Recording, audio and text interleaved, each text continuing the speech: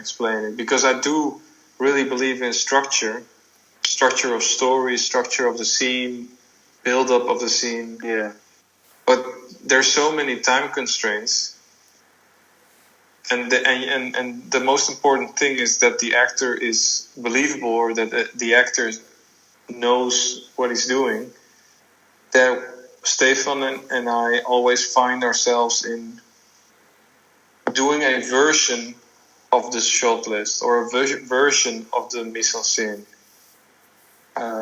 So that's a difficult question, because we never had the luxury to actually execute our design. But that's why I always, with Stephan, think about what's the core idea of the scene. Like, we are so used to the producers telling us, oh, you guys wanted this? Yeah, it's not going to happen.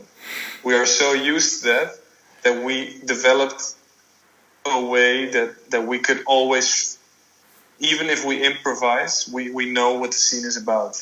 We know what the scene wants to convey, and we know what the actors, what their goals are, or what their strategies are. So even though in film school you think, oh, I don't believe in this script nonsense, or I don't, you know how film students are.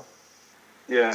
But those, if you know what the purpose of a scene is, and you can communicate that with your cinematographer, then everything can go wrong, but you can create a new version of that scene.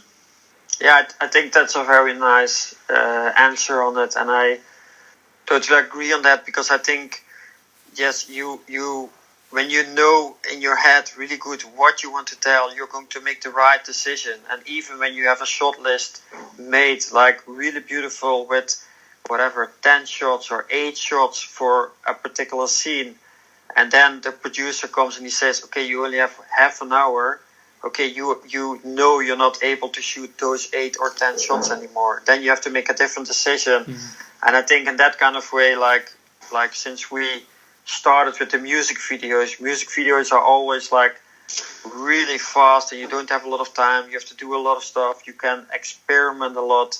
But I think the pressure that we got on the music videos to make something, to make sure it's going to look really nice or beautiful or perfect for the scene, what you want to tell. I think that's something that we collected in our backpacks, and we took it to this series, and then we used it. Like, we didn't use it every single day, but sometimes you have to open the backpack and you have to think, okay, what do we do?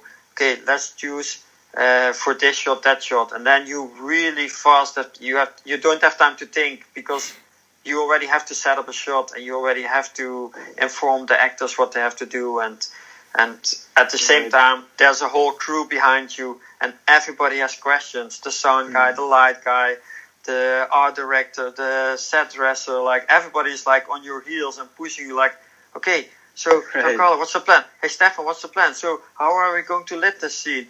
Okay, we don't have time, but we need this. And then you really fast have to make decisions, and I think, like, a good preparation is everything, but when the shit hits the fan, then you still need to find a solution to make things work. And I think in that kind of way, like, to go a little bit back to the question, I think Giancarlo is really known for, like, going back to the story. The story is the most important, and it's not the sound or the art or the cinematography. It's the story. When the story is not good, then it doesn't matter how beautiful it's going to look, because it's in the end, it's not going to change it, and you're not going to follow. You need to understand the story to fall in love with the story and to feel connected to the story. And I think that's a very nice, like, how do you call it? Like a magician thing that Giancarlo has to make these things work. Yes. Nice.